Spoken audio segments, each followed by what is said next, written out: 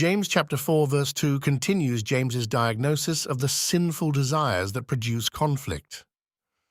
After exposing the inward battle of selfish passions in the previous verse, James now shows how those unchecked desires lead to increasingly destructive behavior. His words are intentionally forceful because he wants believers to see the seriousness of allowing sinful cravings to rule the heart.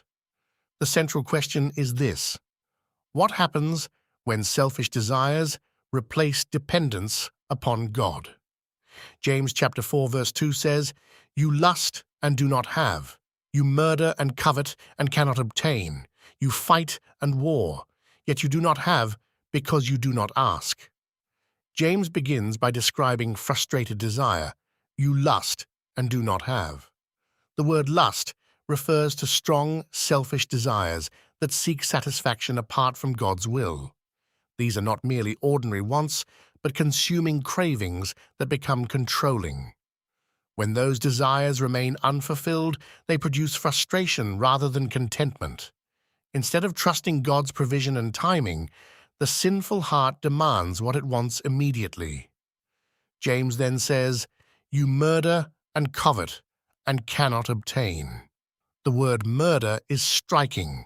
While it is possible that James is using deliberate exaggeration to expose the murderous hatred that grows from sinful desires, his language also recalls the teaching of the Lord Jesus in Matthew chapter 5, verses 21 through 22. There, Jesus explained that sinful anger and hatred violate the spirit of the sixth commandment because murder begins in the heart long before it becomes an outward act. Likewise, 1 John chapter 3 verse 15 declares that whoever hates his brother is a murderer. James's point is that unchecked selfish desires can grow into hatred that destroys relationships. The word covet emphasizes an insatiable longing for what belongs to someone else.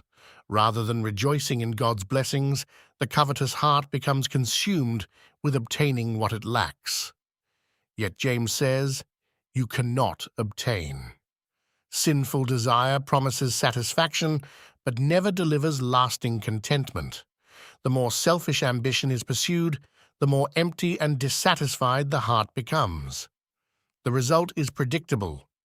You fight and war. Internal passions inevitably become external conflicts. Relationships suffer because selfish people demand their own way. Instead of serving one another in humility, they quarrel over personal preferences, recognition, possessions, or influence. James has already shown that envy and selfish ambition produce confusion and every evil work. Here he demonstrates how those attitudes erupt into open conflict. James then reveals another reason these desires remain unsatisfied. Yet you do not have because you do not ask. Instead of bringing their needs before God in humble dependence, these believers were attempting to satisfy themselves through sinful means. They were fighting people instead of praying to God.